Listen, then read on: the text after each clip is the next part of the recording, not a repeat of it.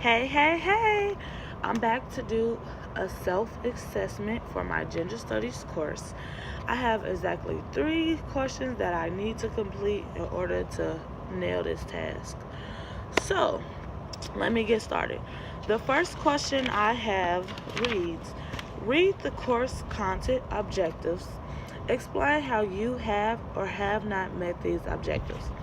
So, there are 3 things I read in the syllabus that I know I have not met yet and I need to get on top of it. So the first one is leaving class early. So maybe if we had took a quiz already, or um, my teacher did attendance already, or I was just bored and I'm like, well, I'm not paying attention anyway. I could leave. I could be doing better things. Or I would act busy like, oh, man, I could do my homework on time if I get out of here because we're not talking about anything and we already did the important things in class already, so why am I still here? So the second one was the use of my cell phone on my laptop. Like when I'm on my phone or my laptop, I don't pay attention to others, or I don't pay attention to what the teacher is saying. So when we're having discussions, I'm not a part of the discussion because I'm all on my cell phone or my laptop. And then the third one is my laptop. Is it distracting me or helping me? I would like set my laptop up and act as if I'm doing something, but I'm really not. I'm using it to, hide my cell phone because I'm really on my cell phone. So this is my laptop, and like you see this part of my face, but I'm not engaged in the conversation. Now, the second part of that question asks me, what might I do better to help me meet these objectives? So, for my laptop issue, I would just close my laptop and actually engage into the classroom conversations.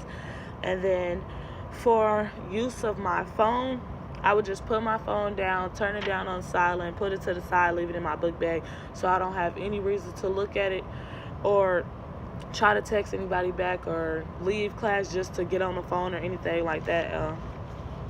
And then for leaving class early, I would stop leaving because I don't know what I might miss, or my teacher might give out another assignment or something that I might need to be there for. So those are the 3 things that I have not yet to meet, but I am planning on getting better at those things before this semester is over. As you can see, I switched locations because it was very cold outside. But the second question that I have to answer reads: select a theoretical concept we have discussed or read about in the course. So I decided to take one from the PowerPoints that we do in class that I found on Blackboard. So the one I chose was constructing categories of difference. This concept basically talks about the meaning of being different.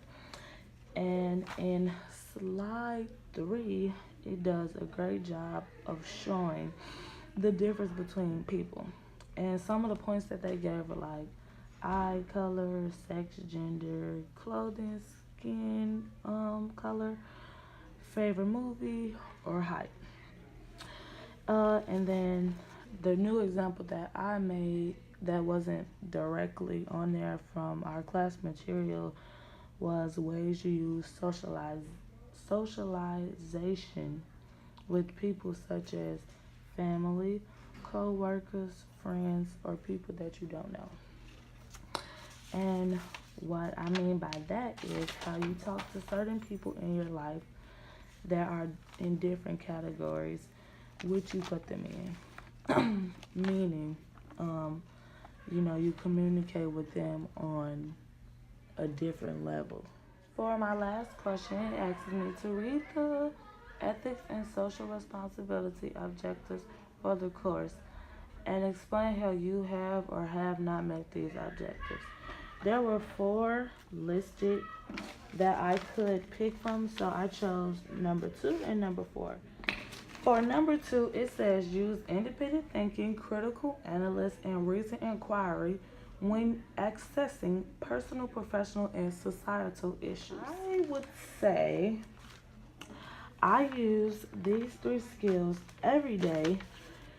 Um, for example, when we are in our pods, me and my pod always put all three of these skills together to get and complete all of our assignments every time we're in a pod, no matter what. We're always talking, using independent thinking, putting it all together, critically thinking as a team. My example for that objective.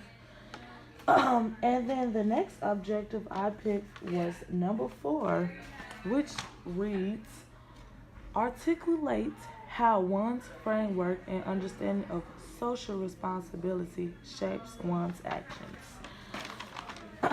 Now, for that one, I said my framework and way to understand social responsibility definitely shapes my actions.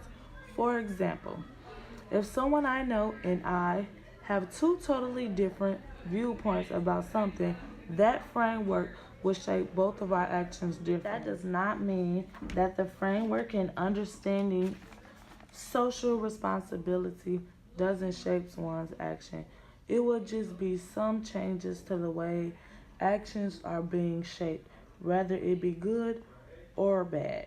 Now, for the last and final part of question 3, it asks me, how may I better improve these objectives? So, I would say, for number 2, I would work harder so these skills can become more advanced by the next couple of years. And it would change the way I think so that I can open up more and be able to get that kickstart to advancing these skills. To better improve number 4, I would keep my framework positive, and if it may ever become negative while trying to understand social responsibility one day, I would just try to keep it professional so my actions are not shaped off that one mistake.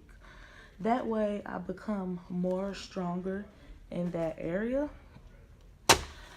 So now that I finished that question, I am done with my self-assessment, and now that I have completed this, I feel a little bit better and feel like now I can take these skills and things that I learned while doing this activity and actually use it. Thank you, Jamie.